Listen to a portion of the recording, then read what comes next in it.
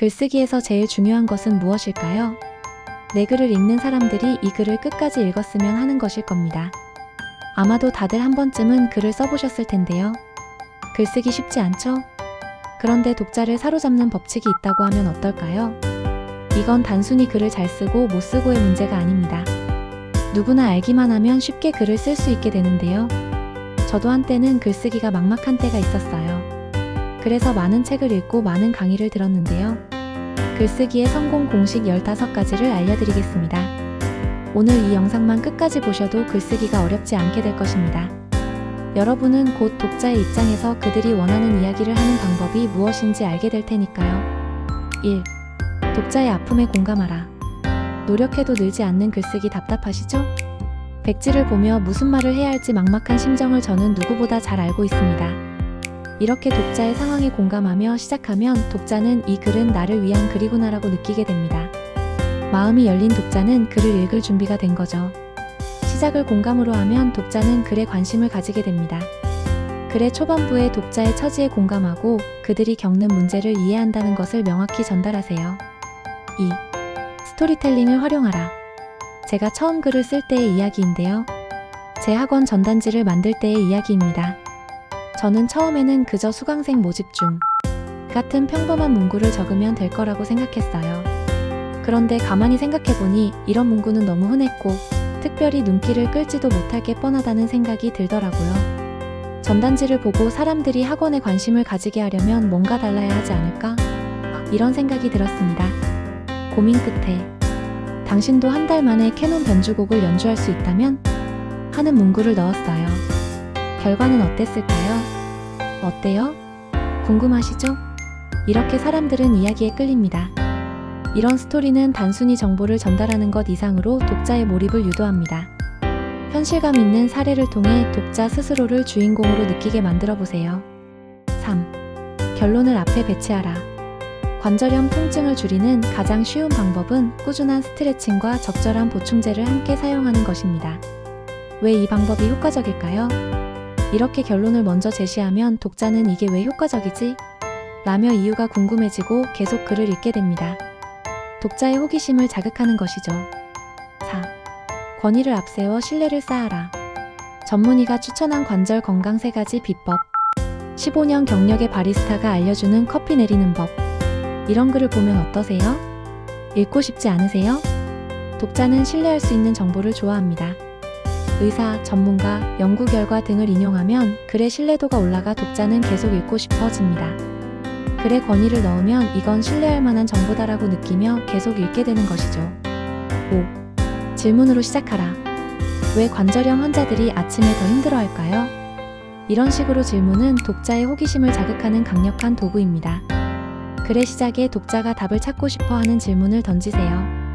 독자는 답을 찾기 위해 글을 읽기 시작할 것입니다. 6. 정보를 단계적으로 공개하라. 마지막에 관절염 환자들이 가장 추천하는 방법을 공개합니다. 이렇게 중요한 정보는 한꺼번에 다 풀지 말고 조금씩 공개하며 긴장감을 유지하세요. 흥미로운 내용은 뒤로 조금씩 남겨두어 독자가 글을 계속 읽도록 유도하세요. 7. 강력한 도입부로 시작하라. 당신이 매일 하는 습관이 관절을 망가뜨리고 있다는 사실 알고 계셨나요? 이렇게 첫 문장에서 독자의 눈길을 사로잡는 충격적인 사실을 던져보세요. 도입부에서 충격적인 정보를 제시하면 독자가 본능적으로 글을 읽게 됩니다. 8. 목적과 가치를 명확히 하라. 이 글을 읽으면 관절염 통증을 줄이는 3가지 쉬운 방법을 알게 됩니다. 독자가 이 글에서 얻을 수 있는 혜택을 명확히 알려주세요. 독자는 얻을 것이 분명해야 관심을 가집니다. 9. 시각적 요소를 활용하라. 일론 머스크는 다음과 같이 말했습니다. 아침에 눈을 뜨고 싶게 만드는 일을 하세요. 그것이야말로 당신이 살아있음을 느끼게 해줍니다. 이런 식으로 인용문을 앞에 놓으면 긴 글이라도 독자를 집중시킵니다. 인용문, 이미지, 표 등 시각적 요소가 들어가면 몰입도가 확 달라집니다. 10. 감정을 자극하라.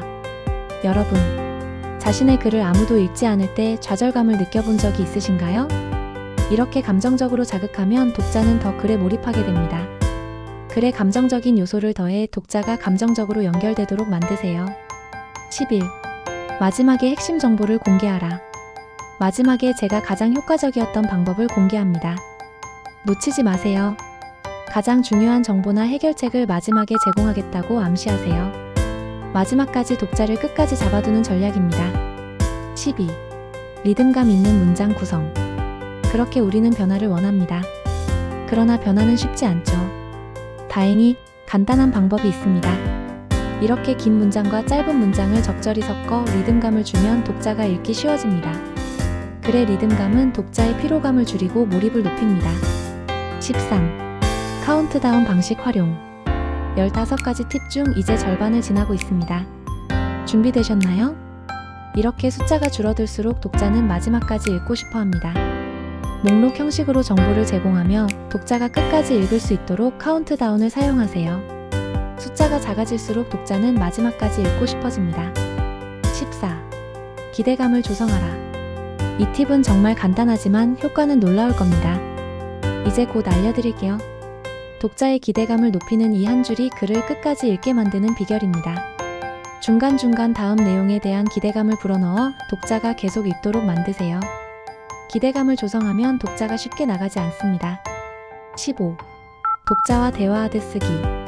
여기까지 따라오셨다면 이제 마지막 단계를 함께 해보시죠.